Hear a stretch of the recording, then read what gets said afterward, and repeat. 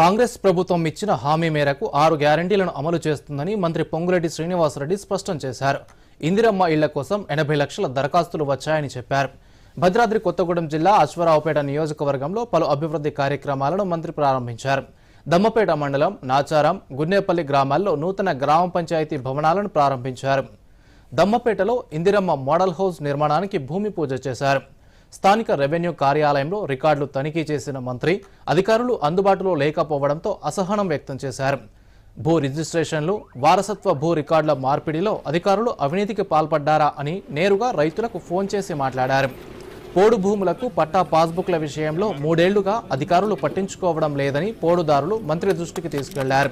దీంతో సమస్యను పరిష్కరించే దిశగా ఏర్పాట్లు చేస్తానని మంత్రి హామీ ఇచ్చారు. అనంతరం అశ్వారావుపేట మండలం కేశప్పగూడెం మద్దికొండ గ్రామాలను కలుపుతూ హైలెవెల్ బ్రిడ్జ్ నిర్మాణానికి భూమి పూజ చేశారు. ఈ సందర్భంగా మాట్లాడిన మంత్రి పొంగులేటి సంక్రాంతి వరకు ఇందిరమ్మ ఇళ్ల ముందు ముగ్గులు వేసే కార్యక్రమం చేపట్టేలా ప్రభుత్వం చర్యలు తీసుకుంటుందని చెప్పారు.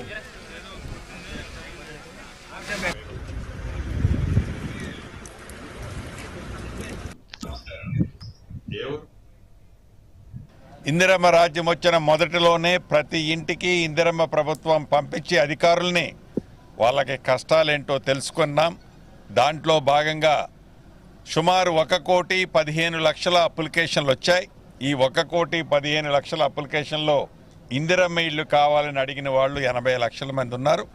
ఈ 80 లక్షల మందిలో గడిచిన 10-12 రోజుల నుంచి సుమారు 41 లక్ష మంది ఇళ్లకి ప్రభుత్వ అధికారులే వెళ్ళి ఏదైతే ఇందిరమ్మ ఇళ్లకు సంబంధించిన యాప్ ఉందో ఆ యాప్లో వారి పూర్తి వివరాలు స్వీకరించడం జరిగింది. ఈ రాబోయే కొద్ది రోజుల్లో